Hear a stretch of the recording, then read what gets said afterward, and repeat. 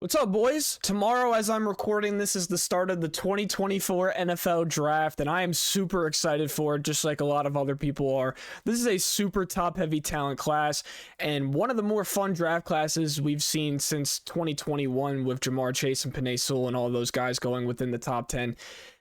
This is a awesome class with some awesome prospects coming out of it, and I am super excited for it. So today I'm going to give you my mock draft for this year's 2024 NFL Draft. Let's get going. Starting with the Bears here at number 1, it's a pretty obvious clear-cut number 1 pick. It's Caleb Williams. They obviously haven't came out and said that they're going to draft Caleb Williams, but they might as well have said that they're going to draft Caleb Williams. You trade away Justin Fields. You've been looking at him since basically the start of last season. If you're an NFL scout for the Chicago Bears, you know, they went to his pro day. They saw him at the combine, you know, doing all the interviews and whatnot. Caleb is the clear-cut best quarterback prospect coming out of this class by a long shot. Best number 1 overall pick as a prospect coming out of college since Trevor Lawrence, and before that Joe Burrow, and before that Andrew Luck. And it's just very hard to not take Caleb Williams at number 1. It's pretty clear cut at this point.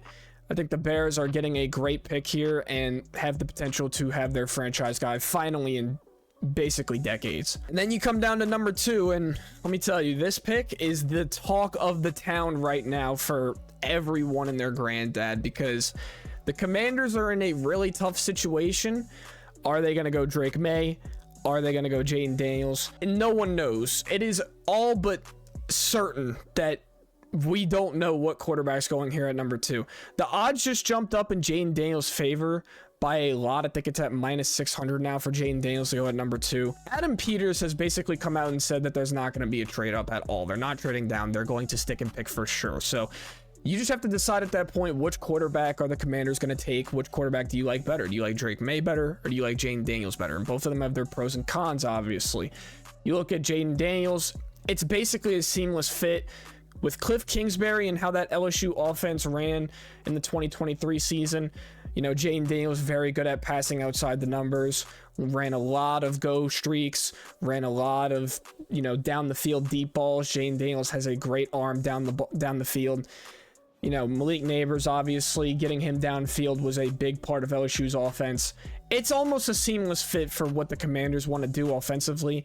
Jaden Daniels is more athletic. He's the better runner out of the two quarterbacks here between him and Drake May. He had the better production last year, although Drake May was in a horrible supporting cast, had no offensive line help whatsoever, lost all of his weapons, and still managed to produce last year, by the way, in that horrible situation in North Carolina. But overall, just not a great situation for Drake May.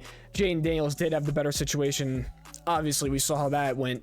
He won the Heisman. Also, a lot of scouts believe that he has the better character. You know, he might want to compete at a higher level than Drake May does. He might have more grit, more motivation, stuff like that. I still think Drake May is by far and away the better prospect than Jaden Daniels, in my opinion. He's got the better arm talent. Yeah, sure, he's not the best pure runner that Jaden Daniels is, but he is still very capable of running the football in a Josh Allen type body. Like, he is a menace when you get into the open field. Hard to tackle, and he is just way more accurate inside the numbers, over the top of the middle of the field, than Jaden Daniels is. Jaden Daniels didn't have to throw it over the middle of the field very often. You know, like I said, very good at throwing it outside the numbers. Malik Neighbors and Brian Thomas were extremely good at getting open outside over the top, but he didn't have to throw it over the middle of the field all that often, and when he did, he was pretty inaccurate a lot of the times. He's not as seamless in the pocket as Drake May is. Drake May has great pocket presence, is very capable of moving within the pocket. Like, he's got great footwork. Jaden Daniels, not so much. And Jaden Daniels also has a tendency to not slide. He's very, very, very hit or miss when it comes to running with the football. He doesn't like to go down by himself. He takes a lot of heavy hits, and he's got a fragile frame, which is a bit of a concern when you look at guys like Lamar Jackson, who get injured consistently, guys like Kyler Murray, who get injured consistently by running the football a lot. Not a great sign for Jaden Daniels. Again, none of this is discrediting to him, but I think overall, Drake May is the better prospect, and I think the Commanders want to go with the better prospect in Drake May. That's just my opinion. I would not be shocked if Jaden Daniels went at 2 here at all. but I think Drake May ends up going to the Commanders here at 2. I'm sticking with my gut. I've been saying it since day one. I just don't think that the Commanders are going to pass up on a, in my opinion, generational talent in Drake May. Because him and Caleb Williams are basically 1A and 1B. So, again, I wouldn't be shocked if Jaden Daniels went at 2, but I think the Commanders are going to take the better player here because they're in a bit of a situation when it comes to this pick. If they miss on this pick, someone's getting fired. And then at number 3, if it's Drake May here, the Patriots are going Drake May, but in this mock draft, we're going Jaden Daniels here, obviously. There's just no reason the Patriots trade down.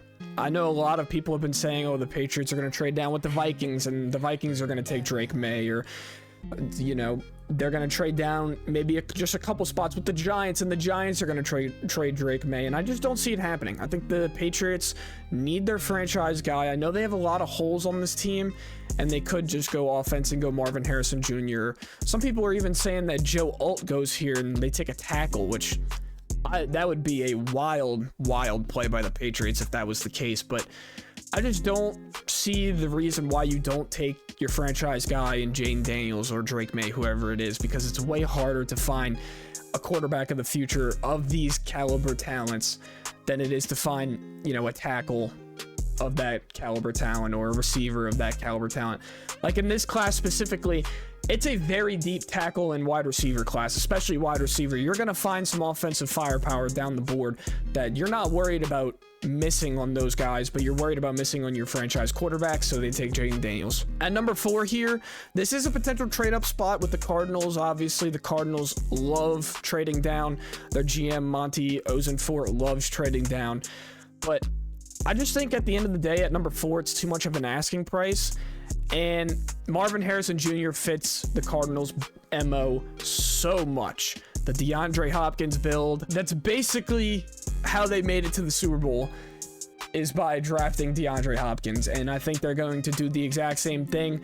And Marvin Harrison Jr., mold their team around him.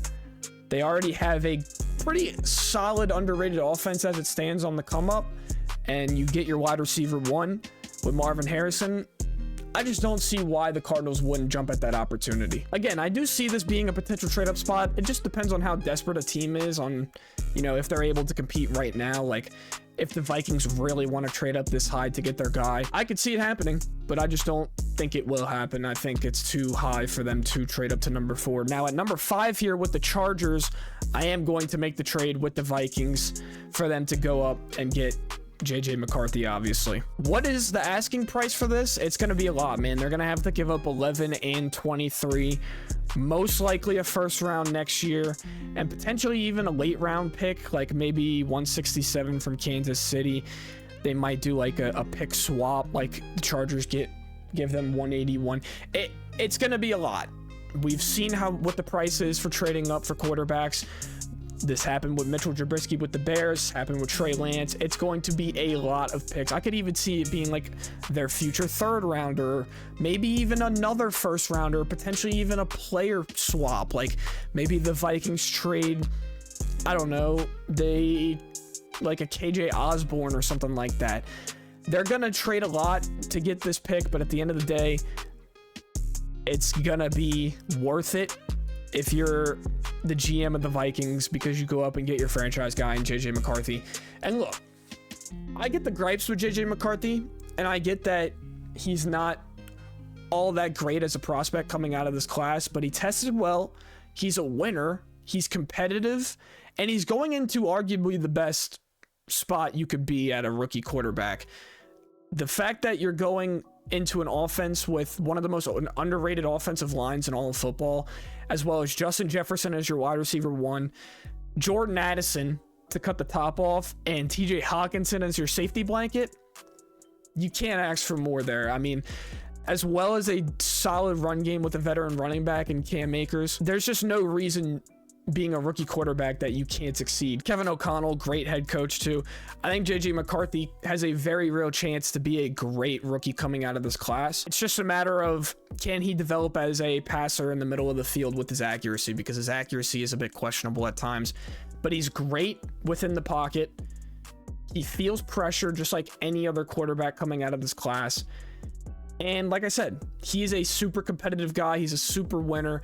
Tested very well in all aspects of the game at both his combine and his pro day. JJ McCarthy looks like a really good quarterback for the Vikings here. At number 6, I'm still going to go with Malik Neighbors here. I know Malik has character issues and all that stuff. He had the thing in the French Quarter with the illegal possession of firearms, although no charges were, actually put on him. All the charges were dropped. I get Malik isn't also, a lot of scouts are saying he's not that competitive of a guy, and there's a lot of issues with him going into this class that could potentially have him falling down the board. But for me, I don't think it matters, just because Malik is that good of a wide receiver prospect. Incredible talent, incredible ceiling, super explosive, could be one of the best, if not the best wide receiver we've seen in a very long time, if he manages to develop his game off the press. We know how much the Giants love drafting LSU wide receivers, so I just think it's too much of a perfect fit here for the Giants. At number 7 here, the Titans, they need offensive line. I'm going to go with Joe Alt, the best tackle prospect in this class, in my opinion. Olu Fashanu was that before the 2023 season, and then he just struggled, especially in the pass game off his first drop back step. Like, he had a pretty underwhelming season. That's where Joe Alt comes in, because Joe Alt dominated in every aspect of the game and can do it all. Can absolutely do it all, and to get your franchise tackle like that is something that the Titans really need to build around Will Levis. And then at number 8, this is another wild card for me, because the Falcons could do a lot of different things here. But I think for me, this is a prime trade-up spot. What team is trading up with the Falcons here? I think it's absolutely the Chargers. And you might be asking, well, Zach, why are the Chargers trading up here at number 8 when they just traded down and got a bunch of value from the Vikings? Well, you have a pick to give up, 11 and 23. You have 2 first-round picks now. You have extra capital, as well as that future first-rounder from next year from the Vikings. And you have a bunch of late-round picks. I don't know what the exact details would be. It's always hard to tell what the exact details of a trade will be, but I think overall the Chargers trade up here with the Falcons. What are they trading up here for? It's Brock Bowers. No doubt in my mind, it's Brock Bowers. Jim Harbaugh wants maulers in the run game. We know how much Jim Harbaugh loves to pound the rock. We know how much that means to him in championship winning teams, where you pound the rock, and then run off all your passing plays down and play action with a good offensive line. Brock Bowers helps with that. Tight end is a part of the offensive line, and Brock Bowers is a great blocker. I mean, one of the premier blockers since George Kittle as a tight end. This guy is awesome in both the run and pass game, and Brock Bowers is just the type of guy that Justin Herbert wants in the passing game. Just a possession guy that will go up and get it and is incredible after the catch. One of the best tight ends after the catch we've seen in a long time coming out of the draft. Brock Bowers is a special prospect, and I think Jim Harbaugh and that Chargers front office are all over that, frothing at the mouth. You jump up to beat the Jets to get your guy in Brock Bowers, and plus the Bears might, you never know. They have Cole Kmet, but they could take Brock Bowers as well.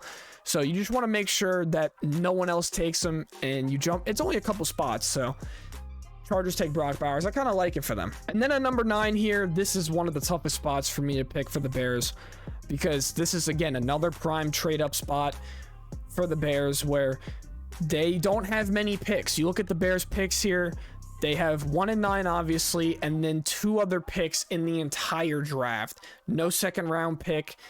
They're struggling when it comes to picks this year for this class, and so they could definitely look for a trade down to try and recoup some of that capital, maybe even get a later first round pick and still end up picking in the first round, or just get rid of the first round pick entirely for multiple seconds and perhaps like a second next year or something like that.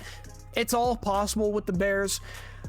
I've been seeing a lot of Rome Odunze at this spot, which makes sense because Keenan Allen, although is very good for 1 to 2 years for the Bears to help build, Caleb Williams into what you want him to be. Keenan Allen's a band-aid. He's not going to be with the team for long, and it's always nice to have a 3 wide receiver game. Plus, Rome Odunze can end up being your wide receiver 1 over DJ Moore at some point. That's how good Rome Odunze is.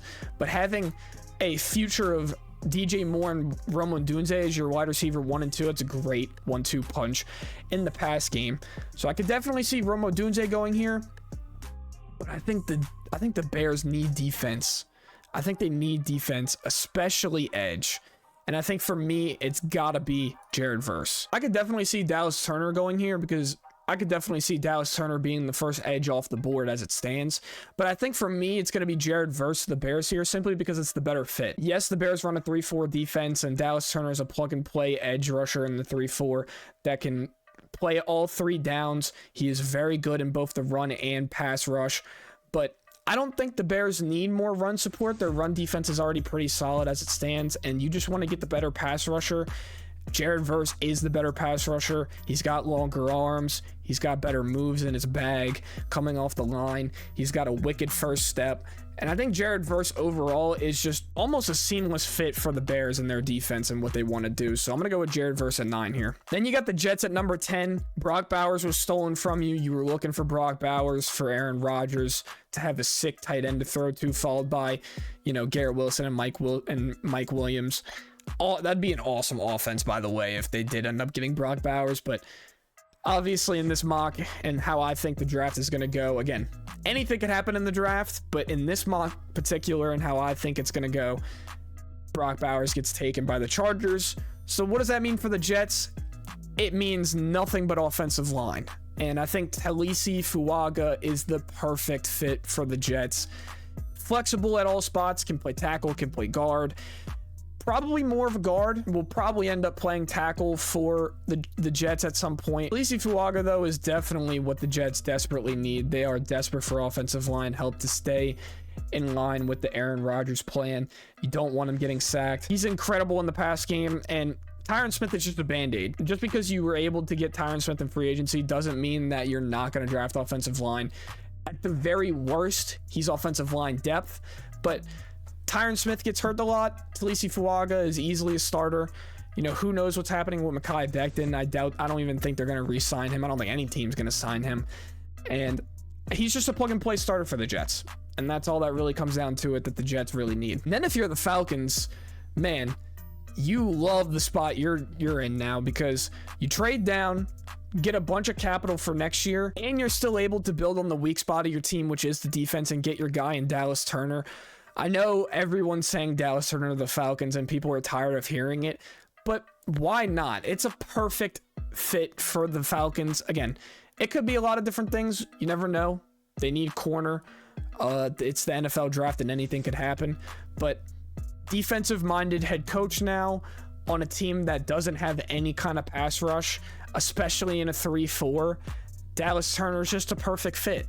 You slide him in, he can play all 3 downs, and he's going to get at the quarterback tremendously.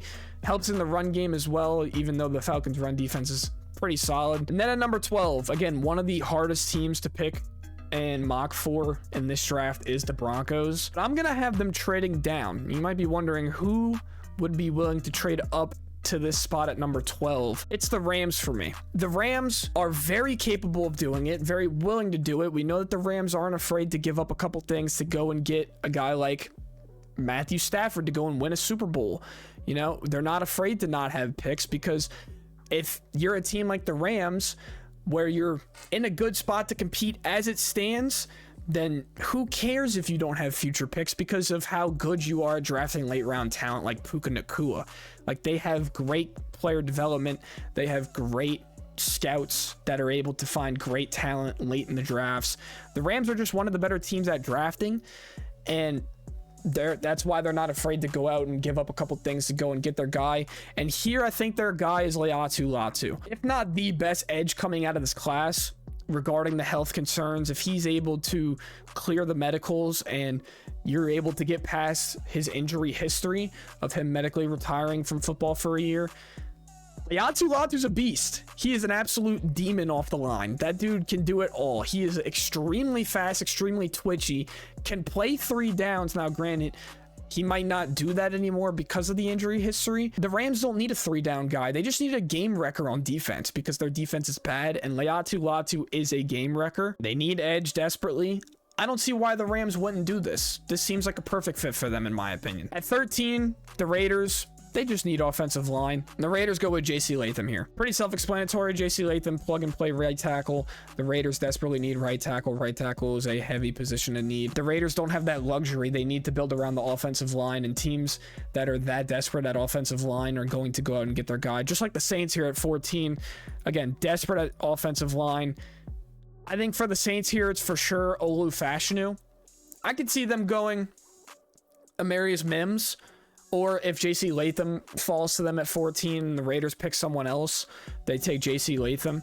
But Olu Fashanu, plug and play left tackle starter, can also play right tackle if you need him to. He played a little bit of right tackle in college. And who knows what's happening with Ryan Ramczyk, if he even plays next season with the freaking injury history that he is going through right now. And Trevor Penning is a bum on the tackle position. Maybe slide him over to guard. Who knows, man? Offensive line is just in shambles for the Saints, and going out and getting your franchise guy in Olu Fashanu is the solution for that. At 15 here, this is where I'm going to go with Rome Odunze. Now, you're probably wondering, Zach, you're a bum. Why are you having arguably in conversation for Malik Neighbors to be wide receiver 2 in this class, Rome Odunze go at pick 15? Well, you look at the rest of my mock, I haven't really had a fit here for Rome Odunze for him to go within the top 10. Again, I could have seen him going to the Bears at 9, and I definitely could have saw him going to the Jets at 10, but the Bears need more defensive help. The Jets are desperate at offensive line help. The Falcons don't need receiver. The Rams don't need receiver. The Raiders don't need receiver. See him going to the Giants here at 6 if Malik Neighbors does fall, but I think in this mock draft, it works that he goes to 15. Again, would not be surprised if he went higher. This is just how my mock draft fell and how I think it's going to end up going. Colts need wide receiver help. And dude, could you imagine a wide receiver room of Michael Pittman Jr., Josh Downs, and Rome Odunze? That's deadly. That is deadly. You are getting beat on the outside every single time. Rome Odunze has incredible hands and doesn't drop the football basically ever. I can't tell you, watching Washington last year, how many times I saw Rome Odunze drop the football, because it rarely ever happened. He is very, very, very good. Athletically speaking, awesome, can win off the line. Rome Odunze is a very good wide receiver prospect, and for sure, if Marvin Harrison wasn't in this class, could be in conversation for wide receiver 1. Then you got pick 16 here for Seattle. Pretty easy for me. It's Troy Fautanu. Flexible, can play guard, can play tackle. You need offensive line help in both guard and tackle. But mainly at guard, specifically for the Seattle Seahawks. You want to pass more with how awesome your offense looks in the pass game with DK and Tyler Lockett and Jackson Smith and Jigba. Geno Smith being a pretty solid passer. And you got Jacksonville at 17, another easy pick for me. It's Quinyon Mitchell. He tested very well at the Combine. Trent Baalke was at the Senior Bowl when Quinyon Mitchell was playing, and we know how much Trent Baalke loves twitchy corners. Quinyon Mitchell is that guy. He's locked down. He's big. He's strong. Everything about him screams first corner off the board to me. And then if you're the Bengals, you're thinking, man, this is an incredible, incredible spot for them to be, and how the board fell to them, because they're taking Johnny Newton. They need interior defensive line help because DJ Reader's not on the team anymore. Yes, you have Sheldon Rankins and BJ Hill, both old guys that are just band-aids for a position of need for them. And getting a guy that has the capability of getting to the quarterback from the inside like Johnny Newton, this guy is super freaky, is great in the run game, but also, again, incredible in the pass rush. Undersized, yes, but you know who else was undersized? Aaron Donald. Crazy comp, I know, but no, I'm not saying he's Aaron Donald, but it fits the build pretty obviously. Johnny Newton has all the capability of being a 5-tech player, and it's just something that the Bengals would bite the bullet for on their pass defense. To have Johnny Newton up the inside with Trey Hendrickson and Sam Hubbard on both sides of the edge, that's pretty awesome for the Bengals. And then the Broncos fall to 19 here. But let's say the Broncos don't end up getting a second-round pick. They already don't have a second-round pick. So that means that maybe they're thinking they have to take their quarterback in the first round and can't wait till the second round.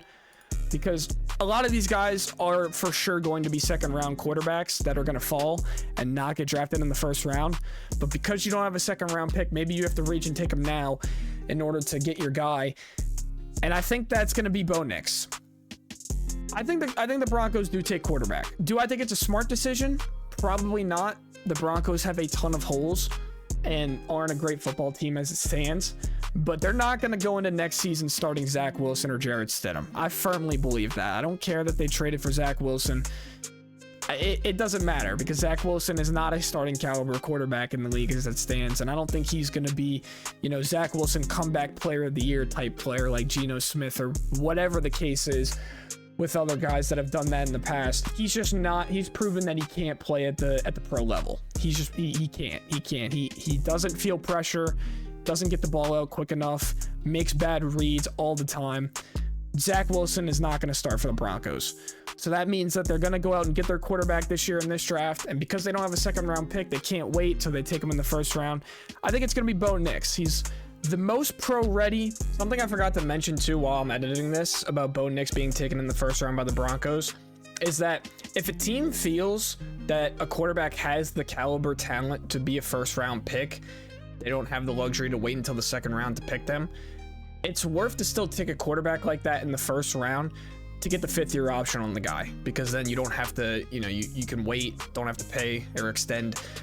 You get 5 years of a player that has the talent to, potentially progress to be your franchise level guy, in which case then you extend him. But it's definitely worth to get a fifth-year option on a player like that to really, feel out how well that player is going to end up being for your team. The Broncos would definitely love to have a fifth-year option on Bo Nix here. Again, I'm not a huge fan of Bo Nix, check down machine, but you know who else was a check down machine at college? Drew Brees. It's not a great comp by any stretch of the imagination, but imagine what Sean Payton did with Drew Brees if he could do that with Bo Nix at the Broncos. We'll see, but he's capable. It's not like he can't throw the deep ball. It's not like he doesn't have the arm talent to throw the deep ball. It's just a lot of accuracy problems. Can he put it in the breadbasket? Can he get a receiver going on the run? I'm not entirely sure. He's also not the most mobile guy. I'm not a huge fan of Bo Nix as a prospect, but if you need a guy that's able to just come out and start for you immediately, like the most veteran type college quarterback that has been through it all, Bo Nix is the guy to do that, and so I think the Broncos end up taking him. I think the Steelers are going to trade down here. Have a couple of different needs. I don't think they want to reach here at 20. And if you can get any kind of value here if you're the Steelers because of how good your team already looks, I think you take that. Build towards the future. Build towards Justin Fields. Live with how good your team is right now as it stands with Russell Wilson and build towards that future. Now, who do they trade down with? A team that's desperate for receiver, with receivers being quick to go off the board, and that's the Chiefs. This is why I think the Chiefs trade up and give up a bag from 32 with the Steelers to get their wide receiver of the future. Rashee Rice is in a whole lot of trouble. And without Rashee Rice, you don't have a wide receiver room. Yeah, you have Hollywood Brown. He's a Band-Aid. He's not going to be around on the Chiefs for long. You need to go out and get a guy that's going to be a part of your future for 4+ years. On top of the fact that I think this front office is desperate to try and do anything to get the Chiefs to get the three-peat. They don't care what it takes. They don't care if they have to give up 3 first-round picks to go out and get Patrick Mahomes his guy. It doesn't matter to the Chiefs because they want a three-peat that bad. They're already in a great spot to compete for multiple plus years. Who cares if you don't have first-round picks? You're like the Rams. Although the Rams did it for 1 Super Bowl, the Chiefs could do it for 3. You know what I'm saying? Again, no major needs for the Steelers. I think it's a very capable trade down spot, and I think it's a very capable trade up spot for the Chiefs. What do I think they give up? Again, they could give up a bag, because going up 12 spots here is a lot. It might be 32 and a future first, maybe even their future second round pick. It's just a matter of where they're going to trade up, and I think it's going to be right here with the Steelers to go and get their guy Brian Thomas Jr. He has every reason to be a wide receiver 1 for any football team. He is big, and he showed it last year at LSU that he's capable of anything. I mean, at 6'4", 205, you're capable of doing absolutely anything with speed to push the ball vertically and the ability to contort in the air and make incredible catches that a lot of wide receivers can't, consistently beats press coverage. Like, he is very, very good in any aspect of his game. He's also a zone beater for sure. He is able to run the routes very effectively. Super underrated at doing that. Granted, a lot of it was, you know, go balls with LSU, but he is capable of getting open down the field. No questions asked. This dude, Brian Thomas, is going to be a stud, and having Patrick Mahomes pass to him, the sky's the limit for him. And then if you're the Dolphins, you're thinking, man, this draft couldn't have gone any better for us. Get my Christian Wilkins replacement in Byron Murphy II, a guy that's capable of doing everything, pass rushing, very mauler in the run game. Dolphins need it, and they take it. Just no questions asked. And then the Eagles also love where this is going to be a class where I think a lot of teams are thinking, man, there's so much talent in this draft class that we love the spot we're picking in right now. And I don't blame them, because my God, a lot of this talent is very, very good for a lot of these players. And the Eagles are one of them, because we know how much the Eagles love Georgia players, and we know how much the Eagles love drafting offensive line. And I think their front office is just frothing at the mouth at their ability to develop a big offensive lineman in Amarius Mims, 6'7", 340, a mauler in the run game with incredible strength that you could push and pull at any aspect. I just don't think it's for the Eagles. I know it's hard for me to pass up the Eagles drafting a Georgia offensive lineman, but I think they need corner way more, and I'm going to go with Terrion Arnold. And then if you're the Chargers at 23, there's a lot of different routes you could go. Could go offensive line, because you need offensive line help. You know, Trey Pipkins, don't love him as a starter, and they need, you know, if you need a guy that's going to help in the run game, like a Tyler Guyton, then it's pretty solid what you want to do with that pick. But they just need wide receiver help so desperately, and I think it's Adonai Mitchell. An offense with Brock Bowers and Adonai Mitchell as your two weapons, followed by, you know, the running backs they signed in free agency. There's going to be a lot of play action. It's going to be a lot of Justin Herbert on the move, which means that a lot of receivers are going to be able to get open for Justin Herbert with ease because he's on the move, you know, throwing bootlegs, throwing flats, whatever it is. This Chargers offense could be sneaky good next year. A lot of people are super underrating it just because they don't have a lot of weapons, but that's what the draft is for. And I think that they're very capable of retooling for Justin Herbert here. Cowboys here at 24. I'm going to go with Amarius Mims. They need offensive line help. You just lost Tyron Smith. And then Green Bay at 25. Green Bay is probably the toughest team to draft for, because on one hand, Cooper DeJean's here. You need corner help, can play safety. They need corner and safety help. All around solid athletic player.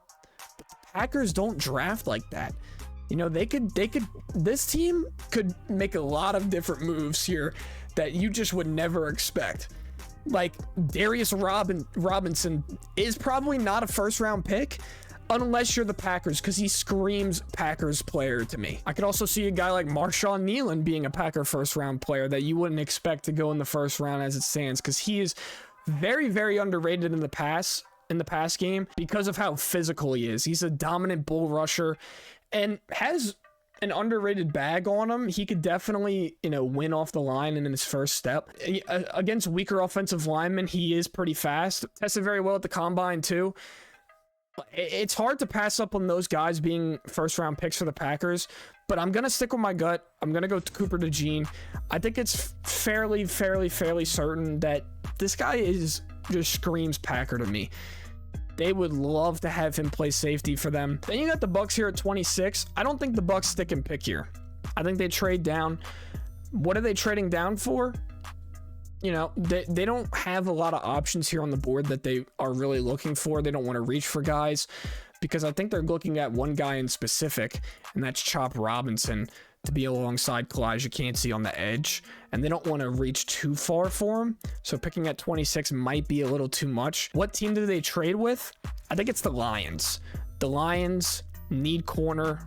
What would this trade concern be? It might be like the pick swap, a future third, and like maybe a fourth this year, and like a fifth pick swap or something like that. Again, draft compensation is always hard to account for. You're only moving up 3 spots, so it wouldn't be that much to go to, especially in the late first round, to go up 3 spots and get your guy.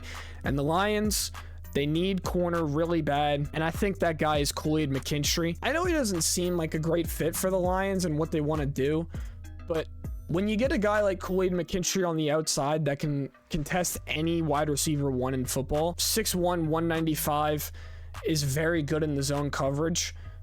I think it's very clear that the Lions could easily trade up and get Khalid McKinstry. Cardinals at 27, I think they go Nate Wiggins. Corner needy team. You already got your receiver in Marvin Harrison Jr. Nate Wiggins just seems like a perfect fit for me for the Cardinals. Bills at 28. Again, a lot of different options here. They need receiver. They need corner. They could take offensive line.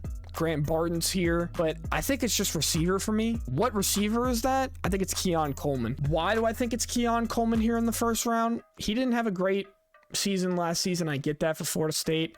Didn't have much production at all, but the upside on Keon Coleman is extremely high, especially when the Bills love guys like Gabe Davis. He's a Gabe Davis type player. I mean, Keon Coleman is a bit more physical than Gabe Davis, will win 50-50 balls down the field more often than Gabe Davis will, but he's fast, tested well at both the combine and his pro day, is a very good route runner, something that the Bills love to have on their team with Stephon Diggs. On top of the fact that you just need wide receiver that bad, and like I said, it could be anyone. It could be Troy Franklin here, maybe an early Jalen Polk or an early Xavier Worthy, maybe Eli McConkey.